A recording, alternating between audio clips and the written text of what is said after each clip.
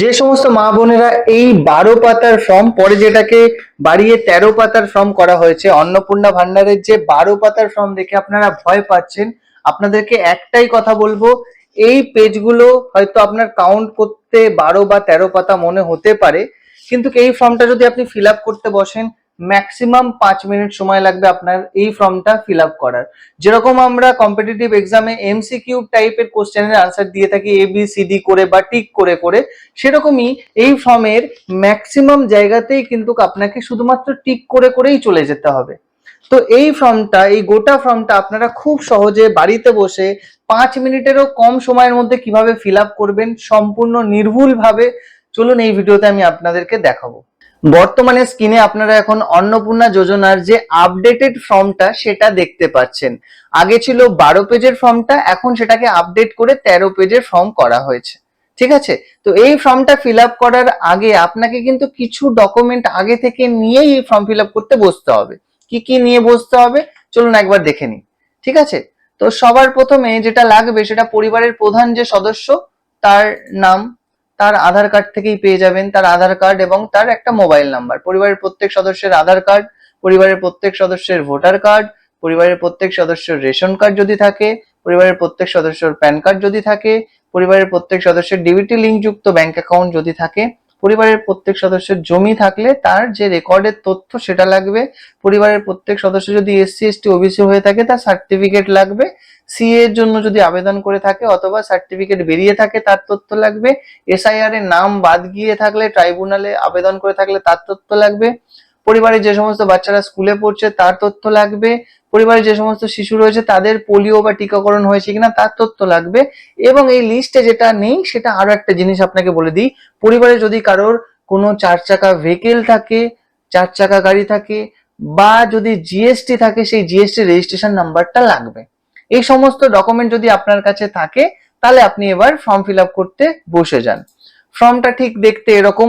এবার চলুন, আমি তো আপনাদের প্রত্যেকের ফ্যামিলি মেম্বারের ডিটেলস জানবো না, তো আমি এখানে একটা ডেমো ফ্যামিলি বানিয়েছি এবং সেটা দিয়েই কিন্তু আমি ফর্মটাকে গোটা ফিল আপ করেছি।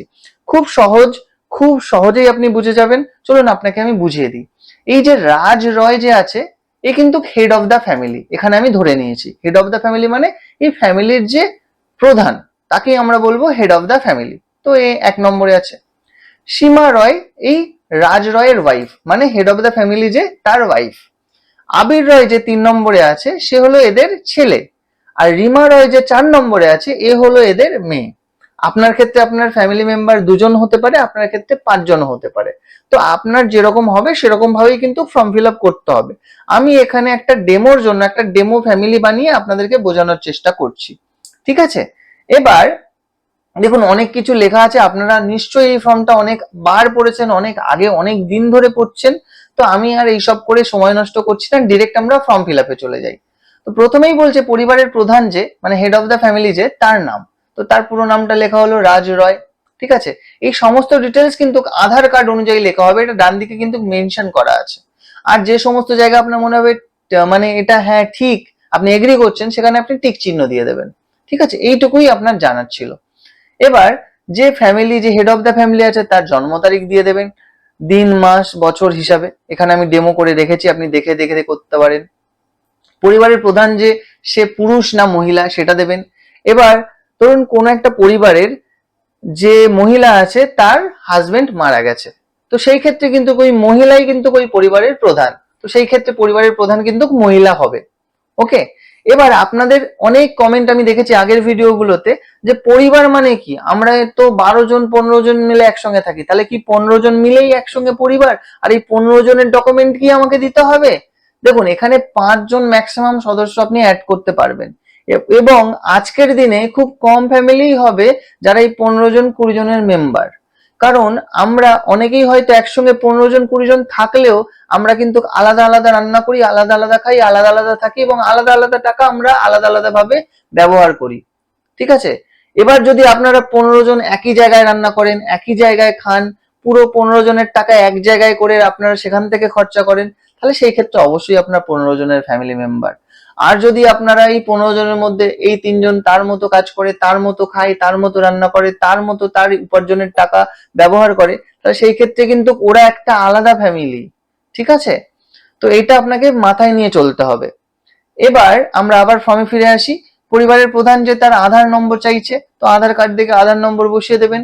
তারপর কি বলছে, ডিজিটাল রেশন কার্ডে পরিবারের যদি কোনো ফ্যামিলি আইডি থাকে তাহলে সেটা দিতে হবে। তো আপনার রেশন কার্ডটা চেক করে নেবেন, আশা করছি ওখানে উপরে পেয়ে যাবেন, ফ্যামিলি আইডি দিয়ে দেবেন। আর যদি না থাকে, এটা কোনো বাধ্যতামূলক না, দেওয়ার দরকার নেই, ফাঁকা রেখে দেবেন। পরিবারের মোট সদস্য সংখ্যা, আপনি আপনার একটু আগেই বোঝালাম, আপনার ফ্যামিলি হিসাবে আপনার সদস্য সংখ্যা কতজন হচ্ছে সেটা আপনি এখানে বসিয়ে দেবেন। এই ক্ষেত্রে আমি 4 জন নিয়ে চলছি, তো 4 জন আমার পরিবারের সদস্য। ঠিকানা দিতে হবে, আপনারা 4 জন মানে এক জায়গাতেই থাকছেন, আপনাদের পার্মানেন্ট যে অ্যাড্রেস সেটা তো সেম একই হওয়া উচিত। তো সেই ক্ষেত্রে আপনারা সেই অ্যাড্রেসটা বসিয়ে দেবেন। এই যে এই যে প্রথম পেজ, এটা কিন্তু হেড অফ দ্য ফ্যামিলির উপর ডিপেন্ড করেই হবে। মানে হেড অফ দ্য ফ্যামিলির আধার কার্ডে যা কিছু থাকবে সেইটা দেখে দেখেই আপনাকে ফিল আপ করতে হবে। মানে হেড অফ দ্য ফ্যামিলির আধার কার্ডে যে নামটা থাকবে সেটা, তার ডেট অফ বার্থ, সে পুরুষ কি মহিলা, তার আধার নাম্বার, কতজন ফ্যামিলি মেম্বার, তার আধার কার্ডে যে অ্যাড্রেস আছে সেটা, এই পর্যন্ত যদি ফিল আপ হয়ে যায়, এরপরে আপনাকে বলছে আপনার যোগাযোগের জন্য একটা ফোন নাম্বার দিতে। আমি আপনাকে বলবো যে নাম্বারটা আপনি সবসময় ইউজ করেন, সবসময় আপনাকে ফোন করে পাওয়া যায়, হোয়াটসঅ্যাপ মেসেজ সবকিছু ইউজ করেন, সেই নাম্বারটাই দেওয়ার চেষ্টা করবেন। এরপর আমরা পরে 9 নম্বর সেকশনে যদি আসছি, তো দেখা যাচ্ছে নাম, জন্ম তারিখ, লিঙ্গ, পরিবারের প্রধানের সঙ্গে তার কি সম্পর্ক, এগুলো দিতে হবে। মানে যারা সদস্য তাদের সঙ্গে হেড অফ দ্য ফ্যামিলির কি রিলেশন সেটা এখানে দিতে হবে। তো পরিবারের প্রধানের নাম রাজ রয় দিলাম। ডান দিকে বলছে অন্নপূর্ণা যোজনার জন্য আবেদন করা হচ্ছে কি, তো দেখুন রাজ রয় একজন পুরুষ, সে কিন্তু অন্নপূর্ণা যোজনার জন্য অ্যাপ্লাই করবে না, তাই হ্যাঁতে আমি টিক করলাম না। ঠিক আছে, এবার হেড অফ দ্য ফ্যামিলি যদি মহিলা হতো এবং সে যদি অন্নপূর্ণা যোজনার জন্য অ্যাপ্লাই করছে, তাহলে সেই ক্ষেত্রে কিন্তু এখানে হ্যাঁতে টিক হতো। ঠিক আছে, এবার যে প্রথম সদস্য সে হলো এই রাজ রয়ের ওয়াইফ সীমা রয়, তার ডিটেলস দেওয়া হলো নাম, জন্ম তারিখ, লিঙ্গ, পরিবারের প্রধানের সঙ্গে তার সম্পর্কটা কি। প্রধান, পরিবারের প্রধান যে এই সীমা রয়ের হাজবেন্ড হয়, মানে স্বামী হয়, তো সেখানে লিখলাম রিলেশনটা, এবং যে সীমা রয় তার আধার নাম্বারটা লেখা হলো। দিয়ে এবার দেখুন সে অন্নপূর্ণা যোজনার জন্য সীমা রয়ই কিন্তু এই ফর্মটা ফিল আপ করছে, তাই অন্নপূর্ণা যোজনার এই যে টিকটা করেছি এখানে দেখুন হ্যাঁ এর উপর একটা টিক করে দিয়েছি, মানে হ্যাঁ সে অন্নপূর্ণা যোজনার জন্য আবেদন করছে। ঠিক আছে, এরপর যে সেকেন্ড সদস্য সে হলো আবির রয়, ওদের ছেলে, পুরো ডিটেলস দেওয়া হলো, সে কিন্তু অন্নপূর্ণা যোজনার জন্য ফর্ম ফিল আপ করছে না, তাই আমরা হ্যাঁতে টিক করিনি। এবং তাদের একটা বাচ্চা মেয়ে আছে, তার নাম রিমা রয়, এবং তার সঙ্গে তাদের কি সম্পর্ক, মেয়েটার নিশ্চয়ই হেড অফ দ্য ফ্যামিলি বাবা হবে, তাই ফাদার দেওয়া হয়েছে, ছেলেটার ক্ষেত্রেও বাবা হবে তাই ফাদার দেওয়া হয়েছে।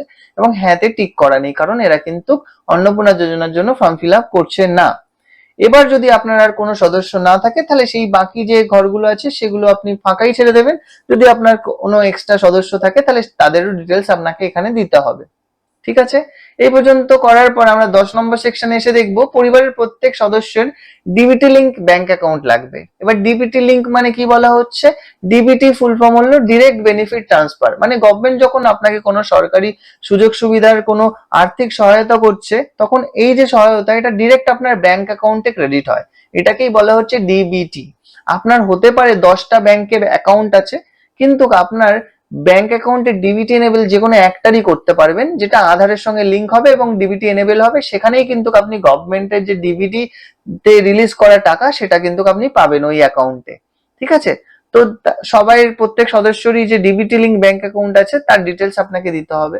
তো প্রথমেই হেড অফ দ্য ফ্যামিলির ব্যাংকের নাম, অ্যাকাউন্ট, আইএফএসসি কোড, সদস্য মানে যে আপনার ওই মহিলা অন্নপূর্ণা ভান্ডারের জন্য ফর্ম ফিল আপ করছে সীমা রয়, তার ব্যাংক অ্যাকাউন্টের নাম্বার, তার ব্যাংকের নাম, তার আইএফএসসি কোড। সেরকমই আবার যে তাদের ছেলে আছে তার ব্যাংকের নাম, অ্যাকাউন্ট নাম্বার, আইএফএসসি কোড, এবং তাদের যে মেয়ে আছে তার ব্যাংকের নাম, অ্যাকাউন্ট নাম্বার, আইএফএসসি কোড। এই পর্যন্ত ফিল আপ করার পর বাকি সদস্য না থাকলে ফিল আপ করতে হবে না, আর যদি থাকে তাহলে আপনাকে কন্টিনিউ ফিল আপ করতে হবে। এরপর আমরা 11 নম্বর সেকশনে এসে দেখতে পাচ্ছি এখানে আপনার এপিক নাম্বার চাওয়া হচ্ছে। অনেকেই কিন্তু হয়তো এই ভিডিও ছাড়ার পরেই আমাকে একটা কোশ্চেন করতে পারেন, দাদা এপিক নাম্বারটা কি। এপিক নাম্বার মানে হলো আপনার ভোটার কার্ড, যেটা দিয়ে আপনি ভোট দিতে যান সেই ভোটার কার্ডের নাম্বার। ঠিক আছে, ভোটার কার্ডের উপরে ভোটার কার্ডের নাম্বার লেখা থাকে, সেটা দেখে দেখে লিখে দেবেন। আর কি বলছে, বিধানসভা ক্ষেত্র এবং অংশের নাম, মানে আপনার বিধানসভা ক্ষেত্র কি এবং তার পার্ট নাম্বারটা কত সেটা চাইছে। এবার আপনার ধরুন রাজারহাট গোপালপুর আপনার বিধানসভা ক্ষেত্র, তাহলে আপনি লিখবেন রাজারহাট গোপালপুর এবং কমা দিয়ে আপনার পার্ট নাম্বার ধরুন 22, তাহলে আপনি লিখে দেবেন কমা দিয়ে 22। আমি এই ক্ষেত্রে রাজারহাট লিখেছি এবং আপনার কনস্টিটিউয়েন্সি একটা নাম্বার হয় সেটাও লিখে দিয়েছি। আপনি চাইলে এটা লিখতে পারেন, চাইলে নাও লিখতে পারেন। ধরে নিন রাজারহাট গোপালপুর কনস্টিটিউয়েন্সি হলো 114, তাহলে রাজারহাট গোপালপুর 114 বা 116 যেটা ঠিক হবে সেটাই লিখবেন। আপনার ভোটার যে স্লিপটা দিয়েছিল, যে স্লিপটা দেখে আপনি ভোট দিতে গেছিলেন, সেখানে এই ডিটেলসটা পুরোটা লেখা আছে। আপনার বিধানসভা ক্ষেত্রের নাম এবং তার নাম্বার এবং আপনি কোন পার্টে ভোট দেন সেই পার্ট নাম্বারটা লেখা আছে, সেটা আপনি দেখে দেখে লিখে দেবেন। তো তিনজনে যাদের যাদের ভোটার কার্ড থাকবে তাদের তাদের ডিটেলস দেবেন, যে সমস্ত সদস্যের ভোটার কার্ড নেই তাদের ডিটেলস দেওয়া দরকার নেই। যেরকম এখানে ওই মেয়েটা যে ওদের রিমা রয়, তার কিন্তু ভোটার কার্ড এখনো হয়নি, 18 বছর হয়নি, তাই এখানে কিন্তু ভোটার কার্ডের কোনো ডিটেলসই দেওয়া নেই। ঠিক আছে, যার হয়েছে তারই ডিটেলস দিতে হবে আপনাকে। এবার 12 নম্বরে চলে আসছি, যে আপনার যে ফ্যামিলি মেম্বার তারা কি, মানে আপনার ফ্যামিলিটা কিরকম ধরনের ফ্যামিলি, আনরিজার্ভ ক্যাটেগরি নাকি রিজার্ভ ক্যাটেগরি, তপশিলি জাতি, এসসি এসটি ওবিসি, কিরকম ধরনের আপনারা জাতিগত বিভাগে কিরকম ধরনের জাতিতে পড়েন সেটা আপনাকে এখানে দিতে হবে, ঠিক করতে হবে। যদি আপনি জেনারেল হয়ে থাকেন ইউআরএ ঠিক করবেন, যদি আপনি ইডব্লিউএস হয়ে থাকেন তারপরে অসংরক্ষিত আর্থিকভাবে দুর্বলে ক্লিক করবেন, এসসি হয়ে থাকলে এসসি, এসটি হয়ে থাকলে এসটি, ওবিসি হয়ে থাকলে ওবিসি, যেটাই আপনি হবেন তার উপরে একটা টিক করে দেবেন। এরপর বলছে আপনার কি ডিজিটাল রেশন কার্ড আছে? দেখুন বিশ্বাস করুন 99% মানুষের ডিজিটাল রেশন কার্ড আছে, তো এখানে আপনি হ্যাঁ করে দেবেন। এবার যদি আপনার মানে ব্যতিক্রম হয়ে থাকেন, আপনি আপনার কাছে ডিজিটাল রেশন কার্ড নেই, সেই ক্ষেত্রে আপনি ডিরেক্ট নাতে টিক করে দেবেন। আর কিচ্ছু করার নেই, শুধুমাত্র হ্যাঁ বা না। যদি হ্যাঁ হয় তবে কার্ডের ধরন কি, মানে আপনার ধরুন ডিজিটাল রেশন কার্ড আছে, তাহলে সেই ডিজিটাল রেশন কার্ডের টাইপটা কি, কি ধরনের কার্ড আপনার। দেখবেন কার্ডের উপরেই লেখা থাকে AA কার্ড নাকি PHH কার্ড নাকি SPHH কার্ড নাকি RKSY1 কার্ড নাকি RKSY2 কার্ড নাকি ভর্তুকিহীন কার্ড। মানে অনেকেই আছে শুধুমাত্র রেশন কার্ড আছে কিন্তু কোনো ভর্তুকি বা রেশন নেন না, তো সেই রকম ধরনের কার্ড, যে ধরনের কার্ড আপনার হবে সেই কার্ডটার টাইপের উপর আপনি টিক করে দেবেন। এবার বলছে পরিবারটি রেশন দোকান থেকে মাসিক রেশন তুলছে কি। এবার ধরুন আপনি আপনার পরিবারের যে রেশন কার্ড গুলো আছে সেখান থেকে আপনি মাসিক রেশন প্রত্যেক মাসেই তোলেন, তাহলে হ্যাঁ করবেন, আর যদি না তোলেন তাহলে না করবেন। ঠিক আছে। বাড়ির ধরন, আপনার বাড়িতে কি 3 বা তার বেশি পাকা ঘর রয়েছে? আপনার যদি বাড়িতে 3টে বা তার বেশি পাকা ঘর থাকে তাহলে হ্যাঁ হবে, এনার ক্ষেত্রে নেই তাই না করা হয়েছে। ঠিক আছে। পারিবারিক জমির মালিকানা, আপনাদের কি পরিবারের কারুর এই মানে জমিটা, যে জমিটাতে আপনারা রয়েছেন তা পরিবারের কারুর নামেই কি রয়েছে জমিটা? হ্যাঁ হলে হ্যাঁ আর না হলে না। আপনারা যদি ভাড়ায় থাকেন তাহলে সেই ক্ষেত্রে তো নাই হবে। ঠিক আছে। এবার বলছে যদি জমি থাকে সকল সদস্য মানে আপনার পরিবারে যতজন আছে সবাইয়ের মিলিয়ে টোটাল কতটা জমি আছে আপনার। তো সবাইয়ের মিলে টোটাল কারোর দেখা যাচ্ছে 25 কাঠা জমি আছে, কারোর দেখা যাচ্ছে 30 কাঠা জমি আছে, সেটা শতকে আপনাকে ভেঙে এখানে লিখতে হবে, বা আপনার যে পর্চা আছে বা আপনার যে দলিল আছে সেখানে শতকে লেখা আছে, সেটা দেখে দেখে এখানে লিখে দেবেন। ঠিক আছে। এবার বলছে আপনার পরিবারের কোনো সদস্যের কি অবাণিজ্যিক মোটর চালিত 4 চাকা গাড়ি আছে, মানে প্রাইভেট আপনাদের কি কোনো 4 হুইলার কার আছে? যদি হ্যাঁ হয় তাহলে হ্যাঁ আর না হলে না। যদি হ্যাঁ হয় তাহলে সেই ক্ষেত্রে আপনাকে গাড়ির যে রেজিস্ট্রেশন নাম্বার সেটা কিন্তু এখানে লিখতে হবে এবং গাড়ির যে মডেল নাম্বার সেটা ডান দিকে লিখতে হবে। আর যদি না থাকে কোনো ব্যাপার নেই, না করে দেবেন। আচ্ছা, পরিবার ভিত্তিক সদস্যের স্বাস্থ্য বীমা, আপনাদের অনেকের দেখবেন স্টার হেলথ ইন্স্যুরেন্স বা টাটা AIG ইন্স্যুরেন্স বা বিভিন্ন ধরনের ইন্স্যুরেন্স, মেডিঅ্যাসিস্ট, বিভিন্ন ধরনের যে ইন্স্যুরেন্স প্রাইভেট বা গভর্নমেন্ট যে ইন্স্যুরেন্স গুলো আছে অনেকেই কিন্তু এই বীমা করে থাকেন। যদি আপনার থাকে তাহলে হ্যাঁ আর যদি না থাকে তাহলে না। এবার ধরুন পরিবারের কারোর সেরকম স্বাস্থ্য বীমা নেই, তাহলে না এর উপর টিক করে দেবেন, শেষ। আপনাকে আর এই পেজে আর কিছু ফিল আপ করতে হবে না। আর যদি থাকে তাহলে হ্যাঁ এর উপরে ক্লিক করে দেবেন, মানে টিক করে দেবেন। ঠিক আছে। এবার যদি থাকে সেই ক্ষেত্রে হেড অফ দ্য ফ্যামিলির কি আছে, হ্যাঁ হলে আপনি কিরকম ধরনের আছে, সরকারি বেসরকারি। যদি সরকারি হয় সরকারির উপর টিক হবে, বেসরকারি হলে বেসরকারির উপর টিক হবে। এবার বীমার অঙ্ক মানে সাম অ্যাসিওর্ড, মানে আপনি কত টাকার বীমা করিয়েছেন, 5 লাখ 10 লাখ 15 লাখ 20 লাখ, এবার যত টাকার হবে তত টাকাটা এখানে লিখতে হবে। আর প্রিমিয়ামের বিবরণ, কিরকম ধরনের প্রিমিয়াম আপনার করা আছে সেইটা এখানে দিতে হবে। আর যদি না থাকে তো এসব কিছু ফিল আপ করারই আপনার দরকার নেই। এবার যদি আপনার থাকে প্রত্যেক মেম্বারের, তাহলে প্রত্যেক মেম্বারের জন্যই এই আলাদা আলাদা ডিটেলস আপনাকে দিতে হবে। দিয়ে দিলেন, এই পেজটা শেষ হয়ে গেল। এরপর কোন সদস্য কি আয়কর বা পি ট্যাক্স দেয়, প্যান বা পি ট্যাক্স দেয় কি? মানে আপনার ধরুন কোন একজন সদস্যের ইনকাম অনেক বেশি, তাকে বছর শেষে ট্যাক্স দিতে হয়, সেরকম যদি হয় তাহলে হ্যাঁ করবেন, আর যদি না হয় তাহলে না করবেন। পরিবারের সদস্যদের প্যান কার্ড এবার আপনার লাগবে। এবার ধরুন আপনার পরিবারের 10 জন সদস্য হতে পারে, প্যান কার্ড আছে মাত্র 2 জনের, তাহলে যে 2 জনের আছে সেই 2 জনের প্যান কার্ড দেবেন, বাকিদের দেওয়ার দরকার নেই। আপনার কাছে প্যান কার্ড নেই তো আপনি কিভাবে দেবেন? তো ধরে নিন হেড অফ দ্য ফ্যামিলি যে তার প্যান কার্ড আছে, যেরকম এই ক্ষেত্রে হেড অফ দ্য ফ্যামিলির প্যান কার্ড আছে, তাই তার নাম এবং প্যান কার্ডের নাম্বার দেওয়া হলো। যদি বাকি সদস্যদেরও থাকতো তাহলে তার নাম আর প্যান কার্ড নাম্বার দিতে হতো, যেহেতু নেই তাই ফাঁকা রাখা হয়েছে। ঠিক আছে, এরপর বলছে কর্মসংস্থানের ধরন। আপনার পরিবারের বাকি সদস্য, যতজন সদস্য আছে তারা কিরকম ধরনের কাজ করে বা কাজ করে না, বা তাদের কর্মসংস্থান কিরকম। ঠিক আছে, তো যদি আপনার প্রথমটা হলো হেড অফ দ্য ফ্যামিলির জন্য, যদি আপনার হেড অফ দ্য ফ্যামিলি সে সরকারি ক্ষেত্রে চাকরি করে তাহলে সরকারি ক্ষেত্রে টিক করবেন, বেসরকারি হলে বেসরকারি। যদি আপনার আংশিক সময়ের জন্য মানে পার্ট টাইম কাজ করে পার্ট টাইম, পরিযায়ী শ্রমিক হলে পরিযায়ী শ্রমিক, বেকার হলে বেকার, এবং স্টুডেন্ট বা অন্য কিছু করলে সেক্ষেত্রে অন্যান্য। ঠিক আছে, তো হেড অফ দ্য ফ্যামিলি এই ক্ষেত্রে বেসরকারি চাকরি করে তাই বেসরকারিতে টিক করা হয়েছে। বাকি যে সদস্য ওয়ান মানে যে মহিলা যে এখানে অ্যাপ্লাই করছে সে কিন্তু বেকার, সে কিছুই করে না তাই বেকার। তারপরে যে আরেকজন সদস্য মানে ওদের যে ছেলে আছে সেও বেকার, সেও কিছু করে না তাই বেকারে ঠিক। এবং যে তাদের বাচ্চা মেয়েটা আছে সে এখন পড়াশোনা করছে, স্কুলে পড়ে, 9-10-এ পড়ে, তো সেই ক্ষেত্রে এখানে কোনো অপশন না পাওয়ার জন্য এখানে অন্যান্যতে টিক করা হলো। ঠিক আছে, এই পর্যন্ত আপনারা করে নিতে পারবেন। এরপর বাকি সদস্যদের জন্য আপনাকে এরকম করতে হবে, আর আপনার যদি সদস্য আর না থাকে তাহলে আপনি ডিরেক্ট চলে আসবেন এর পরের জায়গাতে। এখানে বলছে পরিবারের শিক্ষিত প্রাপ্তবয়স্ক সদস্যের সংখ্যা। যারা প্রাপ্তবয়স্ক আছে তাদের শিক্ষিত কতজন আছে। এই ক্ষেত্রে আমার একটু ভুল হয়েছে, প্রাপ্তবয়স্ক মানে ওদের যে বাচ্চা মেয়েটা আছে 18 বছরের নিচে সে কিন্তু কাউন্ট হবে না। তো আপনার ধরুন ফ্যামিলি মেম্বার ধরুন 5 জন, তার মধ্যে 5 জনই অ্যাডাল্ট, তাহলে আর তাহলে কিন্তু ওই 5 জন কাউন্ট হবে, এবং তাদের মধ্যে কতজন শিক্ষিত কতজন অশিক্ষিত সেটা দিতে হবে।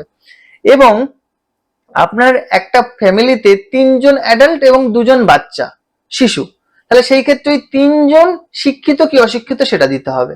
এখানে পরিষ্কার লেখা আছে দেখুন, পরিবারের শিক্ষিত প্রাপ্তবয়স্ক সদস্যদের সংখ্যা এবং পরিবারের অশিক্ষিত প্রাপ্তবয়স্ক সদস্যের সংখ্যা। তো এবার আপনার প্রাপ্তবয়স্ক যতজন শিক্ষিত ততজন দেবেন, আর যতজন অশিক্ষিত ততজনের নাম্বারটা এখানে বসিয়ে দেবেন। এবার পরিবারের হেড অফ দ্য ফ্যামিলি কি শিক্ষিত? হ্যাঁ শিক্ষিত। তাহলে সে কতটা পড়াশোনা করেছে? গ্রাজুয়েশন কমপ্লিট করেছে, তো গ্রাজুয়েশন। পরিবারের যে আপনার দ্বিতীয় সদস্য মানে আপনার যে মানে এই ক্ষেত্রে যে এনার ওয়াইফ সদস্য ওয়ান, সে কি শিক্ষিত?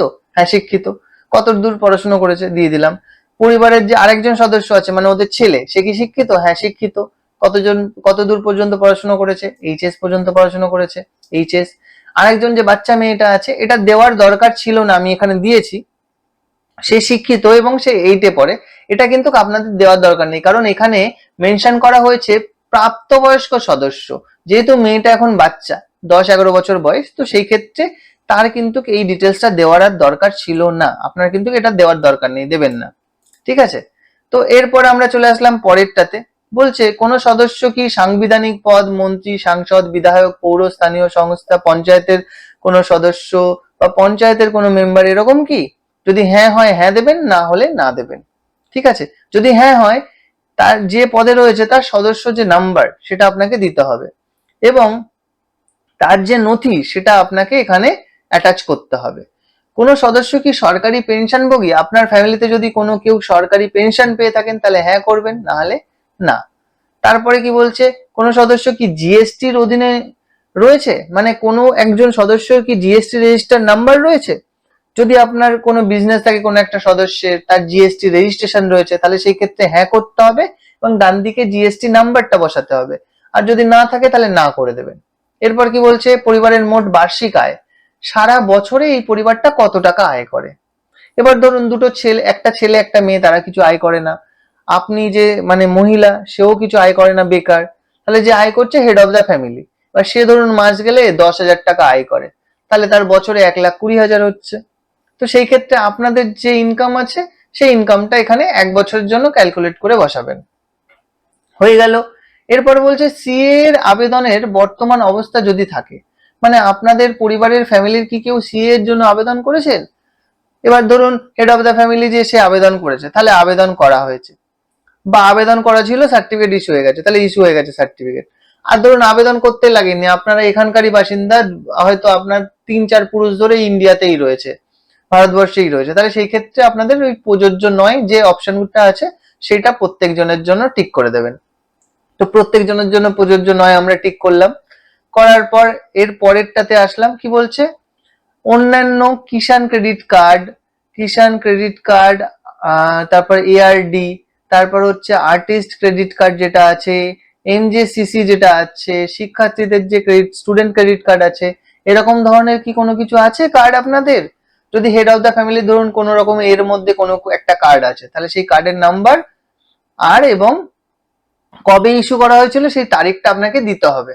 ঠিক আছে? যদি না থাকে পুরো ফাঁকা, এই জায়গাটা যেরকম আছে ফাঁকা সেরকম ফাঁকা ছেড়ে দেবেন।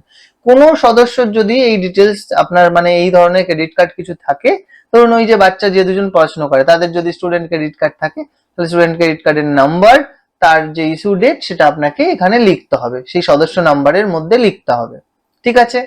এরপরে বলছে যদি এসআইআর 2026-এর নাম বাদ পড়ে থাকে কারোর, তাহলে এবং ট্রাইব্যুনালে আবেদন করেছেন, বিচারাধীনে আছে, তাহলে তার ডিটেলসটা দিতে হবে। এবার ধরুন আপনার ফ্যামিলিতে কেউ বাদই পড়েনি, কারোর এসআইআর এ কোনো সমস্যাই হয়নি, তাহলে প্রযোজ্য নয় ঠিক করে দেবেন। আর যদি এরকম হয়েছে যে আপনাদের কারোর নাম বাদ পড়ে গেছে, ট্রাইব্যুনালে বিচারাধীন আছে, সেই ক্ষেত্রে আপনাকে সেরকম করতে হবে। তো এখানে দেখে নিন, এনার ক্ষেত্রে এসআইআর এ কারোর নাম বাদ পড়েনি তাই প্রযোজ্য না। ঠিক আছে? বা আপনি ডিরেক্ট বলতে পারেন না, বা যদি বাদ পড়ে থাকে তাহলে বলতে পারেন হ্যাঁ। যদি হ্যাঁ হয় তবে মামলার বিবরণ, মানে আপনার যে মামলা করা হয়েছে তার বিবরণ ডিটেলসটা আপনি ডান দিকে দিতে পারেন। ঠিক আছে? তো কোনো সদস্যের ক্ষেত্রে প্রযোজ্য নয়, তাই প্রযোজ্য নয় ঠিক করা হয়েছে প্রত্যেক সদস্যের জন্য। এরপর বলছে আপনার যে বাচ্চা আছে, যে শিশু আছে, সে যদি স্কুলে পড়ে থাকে তার বিবরণ আপনাকে দিতে হবে। কি দিতে হবে? যে শিশু সদস্য আছে তার নাম দিতে হবে, সে কোন ক্লাসে পড়ে এখন বর্তমানে সেটা দিতে হবে, সে কোন স্কুলে পড়ে সেটা আপনাকে দিতে হবে, এবং সেই স্কুলটা কিরকম ধরনের স্কুল, সরকারি, সরকারি সাহায্যপ্রাপ্ত, নাকি বেসরকারি, নাকি স্বীকৃত মাদ্রাসা, নাকি অন্যান্য মাদ্রাসা, নাকি অন্যান্য ধরনের। এবার অন্যান্য হলে কি ধরনের স্কুল সেটা আপনাকে এখানেই ফিল আপ করতে হবে। ঠিক আছে? তো সাধারণত এই উপরের অপশনগুলোর কোন একটা আপনাদের হবে। তো সরকারি হলে সরকারি, বেসরকারি হলে বেসরকারি, যেটা হবে সেটাতে টিক করে দেবেন। এবার আপনার যদি একের বেশি শিশু থাকে তাহলে সেই ক্ষেত্রে সদস্য 1, সদস্য 2 এরকম করে করে ফিল আপ করতে হবে। হয়ে গেল, এই পর্যন্ত আপনারা এইটা ফিল আপ করে নিলেন। ফিল আপ করার পর এরপর নেক্সট যে পার্টটা আসছে সেটা হচ্ছে আপনার যেই শিশু সদস্য আছে তাদের কি টিকাকরণ করা হয়েছে? যদি হ্যাঁ হয় তাহলে হ্যাঁ টিকাকরণ করা হয়েছে, আর যদি না হয় টিকাকরণ করা হয়নি তে টিক করে দেবেন। ঠিক আছে? পরেরটাতে আসি, দেখুন 10 নম্বর পেজে চলে এসেছি। আপনি কি কোনো সরকারি প্রকল্পের সুবিধায় ডিবিটি এর মাধ্যমে পাচ্ছেন? বলছে আপনার ফ্যামিলি যতজন মেম্বার তাদের তাদের কেউ কি ডিবিটি এর মাধ্যমে কোনো সরকারি সুবিধা পাচ্ছে? যদি হ্যাঁ হয়, পরিবারের প্রধান যেরকম পায় এই ক্ষেত্রে, তাই হ্যাঁ করা হয়েছে। আর যদি না হয় তাহলে নাতে টিক করতে হবে। এবার এখানে বক্স করে দেওয়া রয়েছে 1, 2, 3, 4 করে। এবার ধরুন আপনার এই ক্ষেত্রে কি হয়েছে, এই পরিবারের যে প্রধান সে পিএম কিষাণ পায়, পিএম কিষাণ পায়, তাই লেখা হয়েছে 1 নম্বরে পিএম কিষাণ। তারপরে কি বলছে, আপনি কি এই প্রকল্পটি থেকে নিজেকে প্রত্যাহার করতে চান? মানে আপনার কি মনে হচ্ছে যে এই যে পিএম কিষাণ এটা আমি আর নেব না, এটা আমার আমার দরকার নেই আর, এরকম যদি আপনার মনে হয় তাহলে হ্যাঁতে টিক করবেন, আর যদি এরকম না মনে হয় তাহলে কিছু করার দরকার নেই, শুধু জাস্ট মেনশন করে দেবেন যে আপনারা পিএম কিষাণ পাচ্ছেন, হেড অফ দ্য ফ্যামিলি। এবার বাকি যে সদস্য আছে তাদের জন্যও করতে হবে, বাকি সদস্য কেউই কিছু পায় না তাই না করা হলো। কিন্তু এই ক্ষেত্রে দেখা যাচ্ছে যে ছেলেটা আছে সেই ছেলেটা কিন্তু যুবসাথী পেয়েছে ডিবিটি এর মাধ্যমে লাস্ট মাসে। তো সেই ছেলেটা কিন্তু এখানে লিখেছে হ্যাঁ, এবং যুবসাথী মেনশন করেছে, এবং যেখানে বলা হয়েছে আপনি কি এই প্রকল্প থেকে নিজেকে প্রত্যাহার করতে চান, না, এই ছেলেটা যতদিন না কাজবাজ পাচ্ছে ততদিন এই যুবসাথী বা এরকম ধরনের যুবশক্তি কিছু স্কিম থাকলে সে চায়। তো সেই ক্ষেত্রে সে হ্যাঁতে টিক করেনি, মানে সে টাকাটা চায় তাই ক্লিক করেনি। যদি এরকম মনে হয় না আমার টাকাটা দরকার নেই, আমি চাকরি পেয়ে গেছি, আমার আর এই টাকা দরকার নেই, তো সেই ক্ষেত্রে হ্যাঁ আমি প্রত্যাহার করতে চাই বলে হ্যাঁতে টিক করে দিতে হবে। তারপরে যে বলেছিলাম বাচ্চা মেয়েটা কিছু পাচ্ছে না, তাই নাতে টিক করা আছে। ঠিক আছে, এবার বাকি সদস্য থাকলে সেটা ফিল আপ করবেন, না হলে তাহলে আপনার কিছু করার দরকার নেই। এরপর গোটা ফর্ম ফিল আপ আমার এখানেই শেষ। ঠিক আছে, আমি অলরেডি 12 নম্বর পেজে চলে এসেছি। এবার বলছে যে উপরে যা কিছু আপনি ডিটেলস লিখেছেন, এগুলো কি আপনি ঠিক মানে আপনি স্বঘোষণা করছেন যে হ্যাঁ এগুলো সব আপনি ঠিকঠাক মানে ডিটেলস গুলো ফিল আপ করেছেন, আপনি যা দিয়েছেন সব সত্যি, একদম সব আপনি আপনার নলেজে সবকিছু ঠিকঠাক দেখে নিয়ে ভালো করে লিখেছেন? যদি হ্যাঁ হয়ে থাকে তাহলে এই সম্মত যে অপশনটা আছে এখানে একটা টিক করে দেবেন। দেওয়ার পর নিচেই দেখবেন আপনার সাইন করার একটা জায়গা আছে। যারা সাইন করতে পারেন তারা সাইন করবেন, যারা সাইন করতে পারেন না তারা টিপসই দিয়ে দেবেন ওখানে। দেওয়া হয়ে গেল। দেওয়া হয়ে গেলে আপনার আর এই ফর্মে কোনো কাজ নেই। এবার ডিরেক্ট এই ফর্ম সঙ্গে সাপোর্টিং ডকুমেন্ট মানে যেগুলো আপনি ফিল আপ করেছেন সেটা ভেরিফাই করার জন্য যে ডকুমেন্ট লাগে, PAN card, Aadhaar card, voter card, ration card, SC certificate, এইসব যে ডকুমেন্ট গুলো সেগুলো এর সঙ্গে অ্যাটাচ করে আপনাকে জমা দিতে হবে আপনার সংশ্লিষ্ট দপ্তরে। সেক্ষেত্রে বিডিও অফিস, এসডিও অফিস, পৌরসভা বা আপনার যেসব অফিসগুলো আরো এর পরে হবে সেই সব জায়গাতে আপনি চাইলে জমা দিতে পারেন, বা হয়তো আপনার ক্যাম্প করে করেও এই ফর্মগুলো জমা হতে পারে। ঠিক আছে, তো এই ফর্মে একদম নিচে দেখুন একটা অপশন আছে, একদম শেষের দিকে অনেকটা এখনো ফিল আপ করার জায়গা আছে, কিন্তু এই জায়গাটা আপনাদেরকে কিচ্ছু করতে হবে না। এই যে সাইনটা করে নিয়েছেন এরপরে আপনার আর কোনো এই ফর্মে কাজ নেই। এরপর যিনি জমা নেবেন এই ফর্মটা তিনি আপনার উপরোক্ত ডকুমেন্ট যা আছে সবকিছু যাচাই বাছাই করে এইখানে এই সব কিছু ফিল আপ করে তারপর তাদের সিলমোহর, তাদের সাইন করে আপনাকে এটা রিসিভিং করে দেবে। ঠিক আছে, এটা আপনাকে রিসিভিং করে দেবে বা এটা ফিল আপ করে ওরা নিজেদের কাছে রেখে দেবে। আপনার এখানে কিচ্ছু করার দরকার নেই। এবং আমি যেটা বলছিলাম বারবার করে, আপনার পরিবার নিয়ে অনেকে সবাই ভয় পাচ্ছেন যে আমার ফ্যামিলিতে 20 জন মেম্বার, তাহলে 20 জনেরই কি ডেটা দিতে হবে? দেখুন এখানে ওরা ফর্মেই মেনশন করে দিয়েছে পরিবার বলতে এমন একদল ব্যক্তিকে বোঝায় যারা সাধারণত একসঙ্গে বসবাস করেন এবং একই রান্নাঘর থেকে খাবার গ্রহণ করেন, তারাই কিন্তু পরিবার। আপনার বাড়িতে আপনার 4 জনের আলাদা রান্না হয়, আর আরেকজন 4 জনের আপনার ভাইয়ের যে বউ তার ছেলে মেয়ে তাদের আলাদা রান্না হয়, তাহলে কিন্তু আপনারা দুজন আলাদা আলাদা দুটো পরিবার। ঠিক আছে, এটা নিশ্চয়ই আপনারা বুঝতে পেরেছেন। আশা করি এই ফর্মটা ফিল আপ করতে আপনাদের আর কোনো অসুবিধা হবে না। স্টেপ বাই স্টেপ দেখে নিয়ে আপনারা এই ফর্মটা খুব সহজে ফিল আপ করে নিতে পারবেন। যদি ভিডিওটা ভালো লেগে থাকে তাহলে অবশ্যই একটা লাইক করতে ভুলবেন না, নিচে কমেন্ট করে জানান আপনার যদি এক্সট্রা কোনো কোয়ারিজ থাকে, এবং শেয়ার করে দিন সেই সকল বন্ধু বান্ধবদের সঙ্গে যাদের এই ভিডিওটা খুবই প্রয়োজন। এবং যদি এখনো চ্যানেলটিকে না সাবস্ক্রাইব করে থাকেন অবশ্যই সাবস্ক্রাইব বাটনটিকে প্রেস করে চ্যানেলটিকে সাবস্ক্রাইব করে দিন নতুন নতুন ভিডিও সবার আগে পাওয়ার জন্য। দেখা হবে নেক্সট এমনই কোনো ভিডিওতে, ততক্ষণের জন্য আম দীপঙ্কর সাইনিং অফ।